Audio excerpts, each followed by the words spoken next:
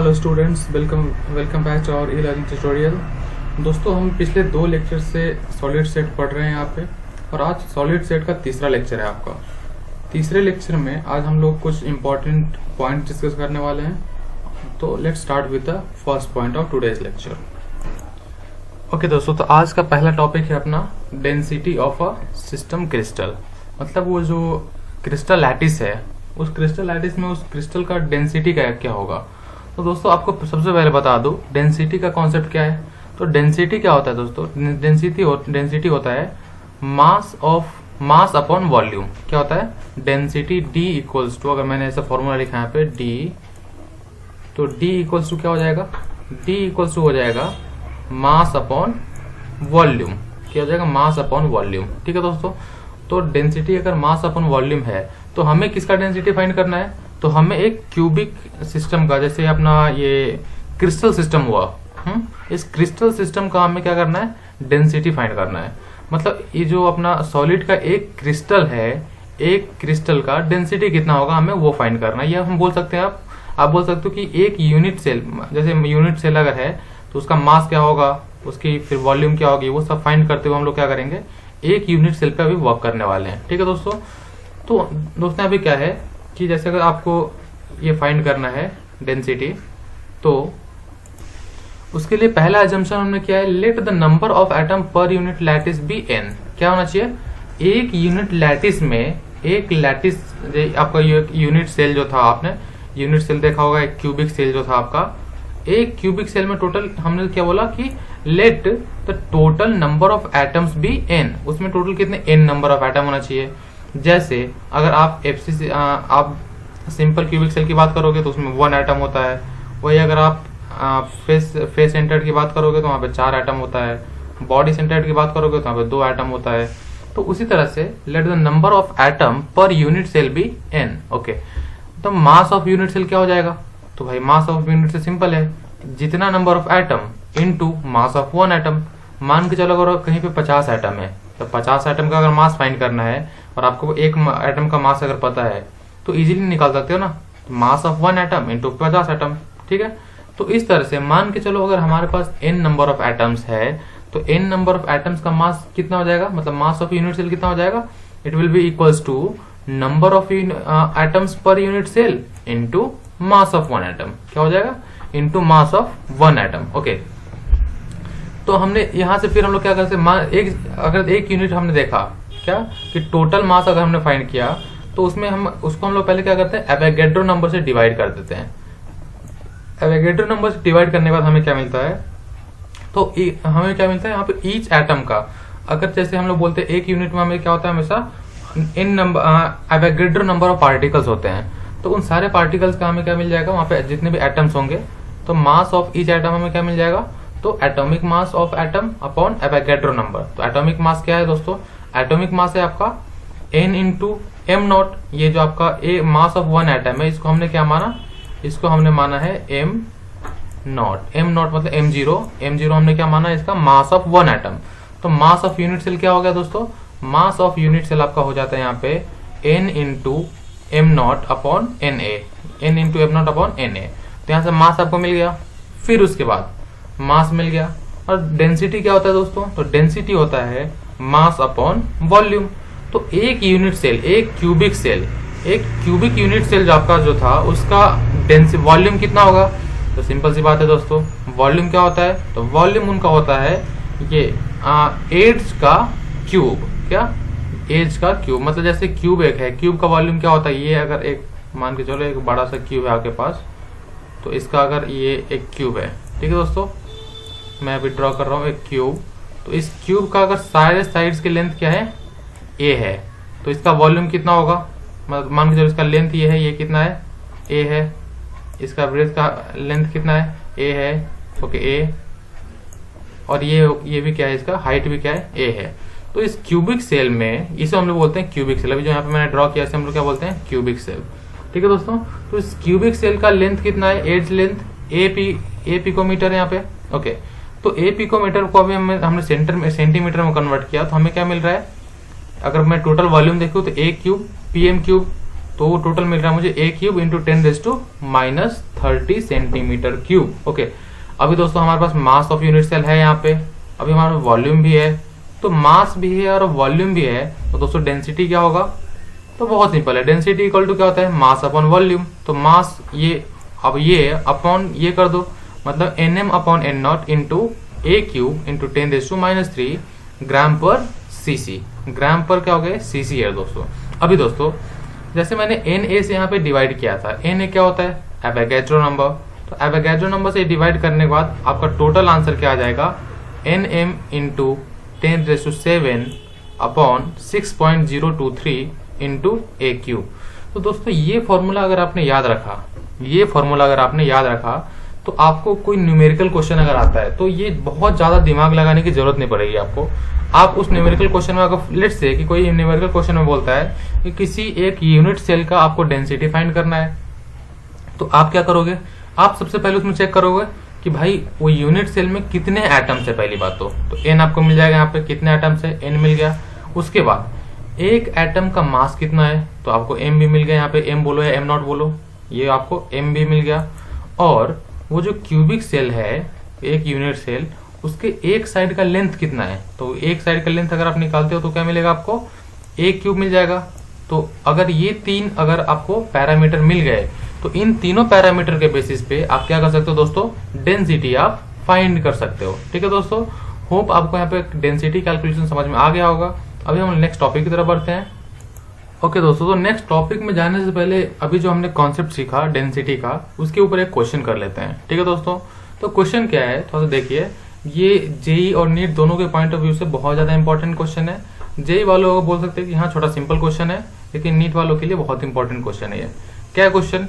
The edge length of unit cell of metal having molecular weight 75 gram per mole. क्या ये molecular weight है? आपका जो m not था पिछले क्वेश्चन में, मॉलिक्यूलर वेट, वो आपको कितना दिया है? वो आपको दिया है यहाँ पे 75 ग्राम पर मोल। ठीक है दोस्तों, 75 ग्राम पर मोल आपको यहाँ पे m नॉट दिया है। ओके, और क्या दिया है? Edge length of unit cell, edge length कितना दिया है? 5 आर्मस्ट्रॉन्ग। कितना दिया है? 5 आर्मस्ट्रॉन्ग। तो दोस्तों आर्मस्ट्रॉन्ग को पहले आपको क्या करना पड़ेगा? आर्मस्ट्रॉन्ग को पहले आपको ये आपका जो सेंटीमीटर है, सेंटीमीटर में कन्वर्ट करना पड़ेगा। तो एक आर्मस्ट्रॉन्ग अगर हमने देखा, एक आर्मस्ट्रॉन्ग कितना होता है? 10⁻8 सेंटीमीटर। तो 5 आर्मस्ट्रॉन्ग कितना होगा? तो 5 इंटू 10⁻8 सेंटीमीटर। ओके, अभी दोस्तों और क्या दिया है? विच क्रिस्टलाइजेस इन क्यूबिक लैटिस। किस लैटिस में? क्यूबिक लैटिस में क्रिस्टलाइज हो रहा है। ओके, सिंपल क्यूबिक लैटिस है ये। इफ द डेंसिटी इज 2 ग्राम पर सीसी, मतलब 2 ग्राम पर centimetre cube, calculate the radius of the metal atom. हमें क्या फाइंड करना है दोस्तों? Radius of metal atom. Okay, तो सबसे पहली बात हमें यहाँ पे काफी चीजें दिया हुआ है। ओके, तो दोस्तों जैसे पहली बात तो हम लोग क्या करते हैं अभी यहाँ पे कि ओके, सबसे पहले हम लोग क्या करेंगे यहाँ पे कि डेंसिटी का फॉर्मूला क्या है? n cross m molecular weight upon v into Avogadro number.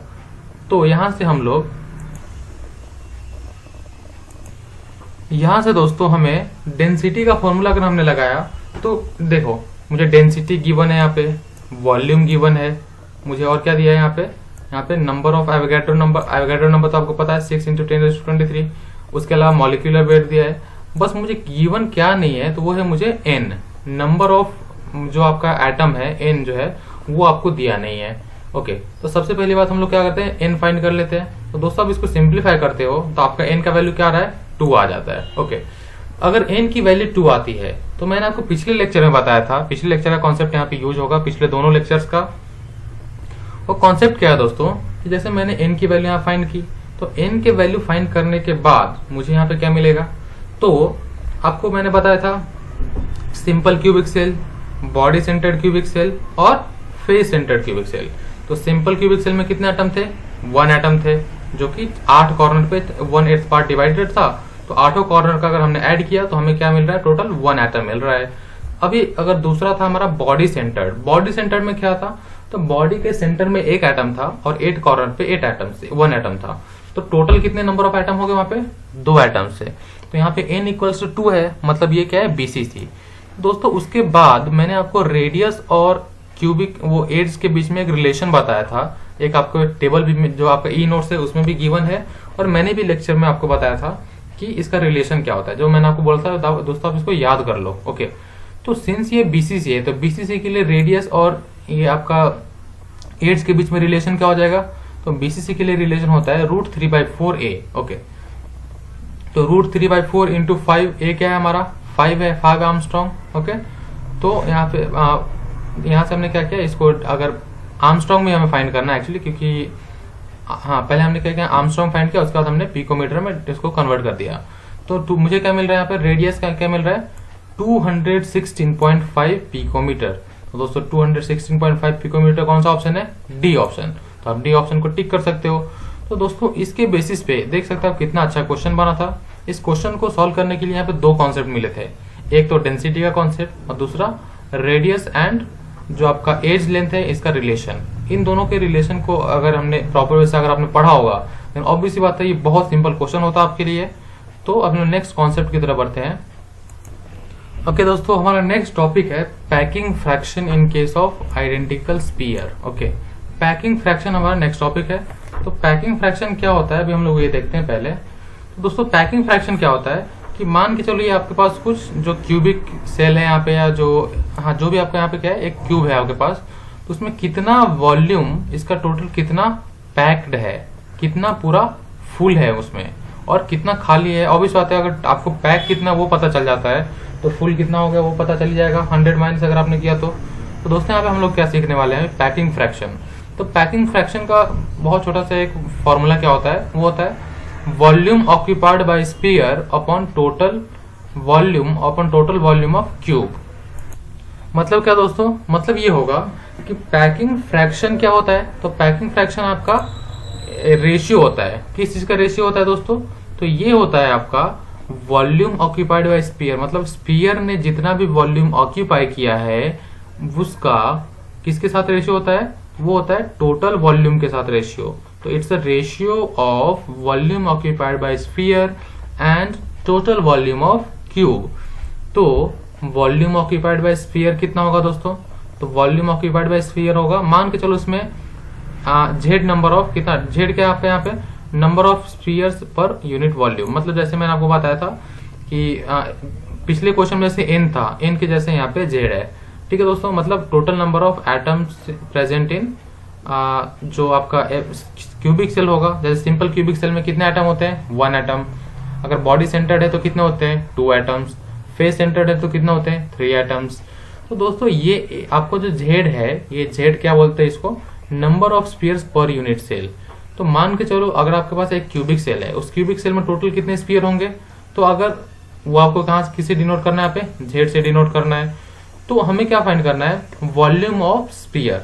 तो एक वॉल्यूम का स्फीयर कितना होगा, तो दोस्तों वो होता है 4/3 पाई आर क्यूब। क्या होता है दोस्तों, 4/3 पाई आर क्यूब। ये क्या होता है, एक स्फीयर का वॉल्यूम होता है। तो मान के चलो आपके पास अगर जेड स्फीयर्स है, मतलब एक से ज्यादा स्फीयर है, मान के चलो या एक है या एक से ज्यादा कुछ भी हो सकता है, जेड स्फीयर है, तो इंटू अगर जेड करते हो तो टोटल वॉल्यूम मिल जाएगा आपको। किसका volume, total volume occupied by sphere मिल जाएगा। तो total volume occupied by sphere क्या होता है दोस्तों, 4/3 pi R cube into Z. दोस्तों अभी हम लोग देखते हैं। ओके, तो total volume occupied by cube क्या हो जाएगा, एक क्यूब है, क्यूब का वॉल्यूम मैंने आपको पिछले स्लाइड में बताया क्या था, क्यूब का वॉल्यूम पिछले इसमें क्यूब का वॉल्यूम था ए क्यूब। ठीक है दोस्तों, ए क्या है उसका, तो एज लेंथ है, हर एज का लेंथ क्या है यहाँ पे ए है। तो आपका टोटल वॉल्यूम क्या हो जाता है, ए क्यूब हो जाता है। और आपने अभी देखा वॉल्यूम ऑक्यूपाइड बाय स्फीयर कितना होता है, 4/3 pi R cube into Z. ठीक है दोस्तों, अभी आपके पास वॉल्यूम ऑक्यूपाइड का स्पेस पूरा जो फॉर्मूला वो मिल चुका है, मतलब पैकिंग फ्रैक्शन आप यहाँ से कैलकुलेट कर सकते हो। ठीक है दोस्तों, अभी हम लोग packing fraction for simple cubic cell find करने जाते हैं। किसका, सिंपल क्यूबिक सेल।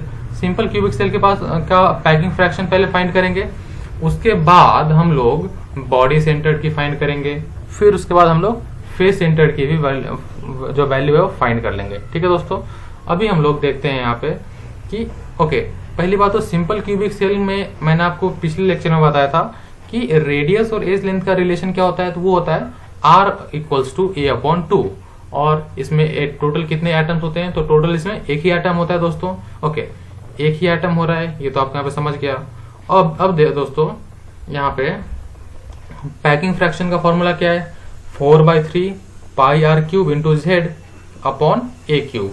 तो दोस्तों यहाँ पे R की वैल्यू क्या है, R इक्वल्स टू A/2, जो कि आपको यहाँ से जो आपका एज और रेडियस का जो रिलेशन है वहां से मिल जाएगा। ठीक है दोस्तों, for simple cubic cell. Okay, तो फॉर सिंपल क्यूबिक सेल आपका जो पैकिंग फ्रैक्शन होता है वो क्या आ जाएगा दोस्तों, इसको सिंप्लीफाई करते हो तो π/6 हो जाएगा। ओके, अभी π/6 को अगर मुझे लिखना है कि कितना परसेंट वॉल्यूम स्फीयर के द्वारा ऑक्यूपाइड है उस क्यूबिक सेल में।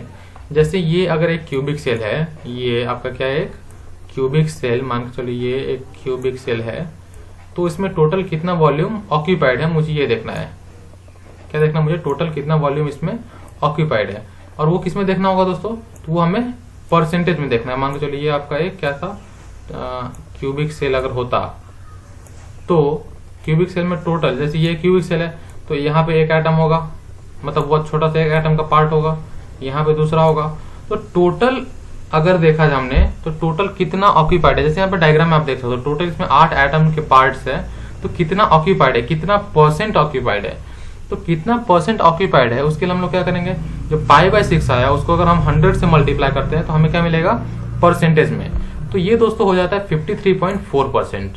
मतलब क्या, मतलब सिंपल क्यूबिक सेल में टोटल 53.4% स्पेस ऑक्यूपाइड होता है। किससे ऑक्यूपाइड होता है, तो ये होता है आपका जो अलग अलग एटम्स हैं, वो जो अलग एटम्स है जो आपके कॉर्नर्स पे हैं, उन कॉर्नर्स के एटम के थ्रू क्या होता है 53.4% वॉल्यूम उसका ऑक्यूपाइड होता है पहले से ही। तो फ्री कितना होता है, तो 100 माइनस जो आपका वैल्यू आया है, तो 100 माइनस 53.4 करोगे तो आपका आंसर क्या मिल जाएगा, तो वो मिल जाएगा 47.6%। दोस्तों ये बहुत इंपॉर्टेंट कॉन्सेप्ट है, इसको आप याद रखो। जैसे अभी हमने क्या फाइंड किया है, प्रूफ किया है कि कैसे कैसे इसका वॉल्यूम ऑक्यूपाइड कितना होता है और कैसे मिलता है। तो अगर आपने इसको याद रखा तो ये क्वेश्चन में डायरेक्ट आपको हेल्प करने वाला है। ओके दोस्तों, तो जैसे हमने अभी सिंपल क्यूबिक सेल के लिए पैकिंग फ्रैक्शन देखा, उसका परसेंटेज देखा, उसका फ्री स्पेस देखा, उसी तरह से अगर हमारे पास बॉडी सेंटर्ड सेल है, क्या है, बॉडी सेंटर्ड BCC, तो उसके लिए पैकिंग फ्रैक्शन क्या होगा वो हमें देखना है। तो पहली बात तो BCC के लिए रेडियस क्या होता है, radius equal to √3/4 times A हो जाता है। √3/4 टाइम्स A क्या है आपका, तो ये जो एक एज है इसका लेंथ क्या हो जाता है आपका, इसका लेंथ हो जाता है आपका A। ठीक है दोस्तों, और ये जो रेडियस है, ये स्फीयर का रेडियस ये हो जाता है आपका R। तो रेडियस क्या है √3/4A। और BCC के लिए टोटल एटम कितने हो जाते हैं, तो दोस्तों BCC के लिए टोटल एटम हो जाते हैं 2। तो मैंने कैसे 2 होते हैं वो तो मैंने आपको पिछले लेक्चर में बताया ही था। तो दोस्तों इसका पैकिंग फ्रैक्शन क्या होगा, पैकिंग फ्रैक्शन का फॉर्मूला तो वही रहेगा। क्या होगा भाई फॉर्मूला, तो फॉर्मूला होगा total volume occupied by sphere upon total volume of cube. क्या होगा, total volume occupied by sphere upon total volume of cube. तो वॉल्यूम ऑफ स्फीयर क्या होता है 4/3 पाई आर क्यूब। आर की जगह पे क्या होगा √3/4A, तो √3/4A का क्यूब कर दिया मैंने यहाँ पे, इनटू जेड। जेड क्या है दोस्तों, जेड होता है आपका यहाँ पे कि टोटल नंबर ऑफ एटम्स। तो इनटू BCC में कितने जेड होते हैं, तो BCC में जेड होता है 2, इंटू 2 कर दिया हमने अपॉन A क्यूब। तो दोस्तों हमें फाइनल आंसर क्या मिलेगा, √3/8 पाई मिलता है। क्या मिलता है दोस्तों, packing fraction for BCC is equals to √3/8 पाई।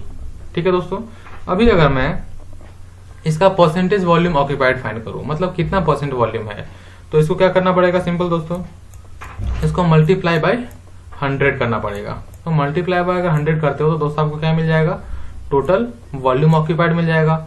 और 100 में से अगर इसको माइनस करते हो टोटल वॉल्यूम ऑक्यूपाइड को, तो आपको क्या मिल जाएगा, यहाँ पे फ्री स्पेस मिल जाएगा। तो दोस्तों अभी हमने क्या देखा, सिंपल क्यूबिक सेल का total volume, percentage volume occupied, free space.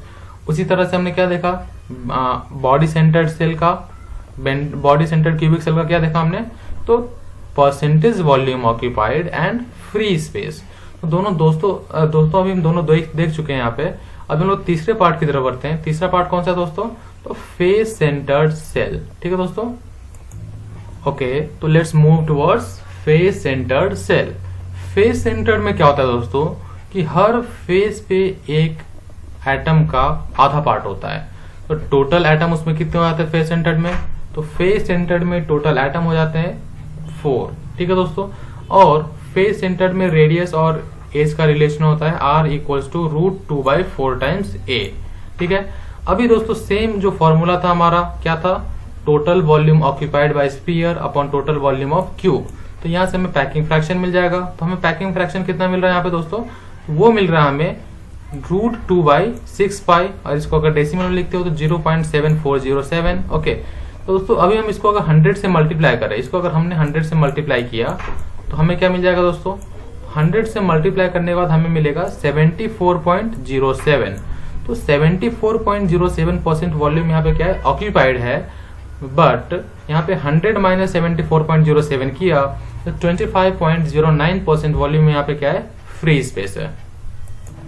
Okay दोस्तों, तो अभी हमने जो कुछ भी पढ़ा है उसके बेसिस पे हम कुछ क्वेश्चन एक और सॉल्व कर लेते हैं। यहाँ पे क्वेश्चन क्या है दोस्तों? एक अच्छा क्वेश्चन है, जेई मेंस और एडवांस उनके रिलेटिव उनके लिए भी एक अच्छा क्वेश्चन है। ये क्वेश्चन क्या है? बहुत सिंपल है, देखते हैं अभी। The nearest neighbouring AG atom in silver crystal are 2.87 into 10⁻⁻10 metre apart. मतलब क्या कि नियरेस्ट जो आपका नियरेस्ट नेबरिंग एटम है उसका डिस्टेंस दोनों के बीच में क्या है? 2.87 इंटू 10⁻10। तो दोस्तों नियरेस्ट नेबरिंग एटम का जो रिलेशन है वो हमें क्या मिलता है? d equals to √2/2a that is equals to a upon √2। a क्या होता है दोस्तों? a होता है आपका एज लेंथ। ठीक है दोस्तों, अभी इसके बीच में d तो हमें दे दिया है। ठीक है, अभी d दे दिया तो अभी हमें क्या करना चाहिए? अभी नेक्स्ट क्वेश्चन पढ़ते हैं, इसके नेक्स्ट पार्ट पढ़ते हैं। What is the density of silver? हमें क्या फाइंड करना है? We need to find here density of silver. Silver की डेंसिटी क्या है? एजी मतलब क्या होता है? अर्जेंटिनम। अर्जेंटिनम का दूसरा नाम होता है सिल्वर। तो एजी का डेंसिटी क्या है दोस्तों? तो डेंसिटी फाइंड करने से पहले और इन्होंने क्या पैरामीटर दिया है? Silver crystallizes in FCC. FCC मतलब क्या? Face centred cubic cell. Face centred cubic cell में टोटल नंबर ऑफ एटम कितने होते हैं दोस्तों? आप सबको पता है फेस सेंटर्ड में होते हैं 4 एटम होते हैं। और अर्जेंटिनम मतलब सिल्वर, सिल्वर का एटॉमिक मास क्या है? तो वो भी दिया है दोस्तों यहाँ पे। एटॉमिक मास क्या है? 108। ठीक है दोस्तों, तो अभी हम लोग को फाइंड क्या करना है? डेंसिटी फाइंड करना है। ओके, डेंसिटी फाइंड करने के लिए जरूरत क्या क्या लगेगी हमें? तो डेंसिटी फाइंड करने के लिए हमें क्या चाहिए? Mass of unit cell upon volume of unit cell. तो मास ऑफ यूनिट सेल क्या है? Total 4 atoms into atomic mass of argentum. Atomic mass कितना है? 108 upon Avogadro number. Okay, upon Avogadro number हमने कर दिया। दोस्तों यहाँ पे हमें नीचे क्या लगेगा? A cube. ए क्यूब का फाइंड करने के लिए हमारे पास रिलेशन क्या है? d equals to √2 a upon √2। क्या है? d equals to a upon √2। तो यहाँ पे अगर मैं d की वैल्यू सब्स्टिट्यूट करूं तो a इक्वल्स टू क्या होता है? √2 into D which is equals to 406 pm, 406 picometre. Okay, और उसको अगर मैं सेंटीमीटर में कन्वर्ट करूं तो क्या हो जाएगा? तो 406 इंटू 10⁻10। तो दोस्तों यहाँ पे हमें वॉल्यूम क्या मिल रहा है? Total 6.692 into 10⁻23। तो डेंसिटी क्या होता है? डेंसिटी होता है mass upon volume. Mass upon volume. तो मास आपको मिल गया यहाँ पे, वॉल्यूम भी आपके पास है यहाँ पे। तो मास और वॉल्यूम का अगर आपने रेशियो लिया, उसको अगर डिवाइड किया तो आपका आंसर आ रहा है 10.72 ग्राम पर सेंटीमीटर क्यूब। तो दोस्तों यहाँ पे आपको डेंसिटी मिल चुका है। तो देख सकते हो दोस्तों इसमें क्या है? 2-3 कॉन्सेप्ट यहाँ पे यूज किया है। पहली बात तो क्या है कि नियरेस्ट नेबरिंग एटम का जो कॉन्सेप्ट है d इक्वल्स टू a/√2। किसके लिए a/√2 है? तो ये फेस सेंटर्ड क्यूबिक सेल के लिए। किसके लिए? फेस सेंटर्ड सेल के लिए। ओके, तो ये एक कॉन्सेप्ट यूज किया। दूसरी क्या किया यहाँ पे? तो दूसरा क्या? डेंसिटी। डेंसिटी फाइंड करने के लिए आपको क्या लगता है? मास और वॉल्यूम। तो मास इन्होंने फाइंड किया, वॉल्यूम भी फाइंड किया। तो इतना इजी, अगर आपने प्रॉपर कोई भी क्वेश्चन को प्रॉपर स्टेप वाइज अगर सॉल्व करने गए तो वो क्वेश्चन इजीली आपसे क्या होगा? सॉल्व हो जाएगा। ओके दोस्तों, तो आज हम इतना ही सीखेंगे। तो अभी हम लोग नेक्स्ट ट्यूटोरियल में फिर से मिलते हैं। तब तक के लिए शुक्रिया दोस्तों।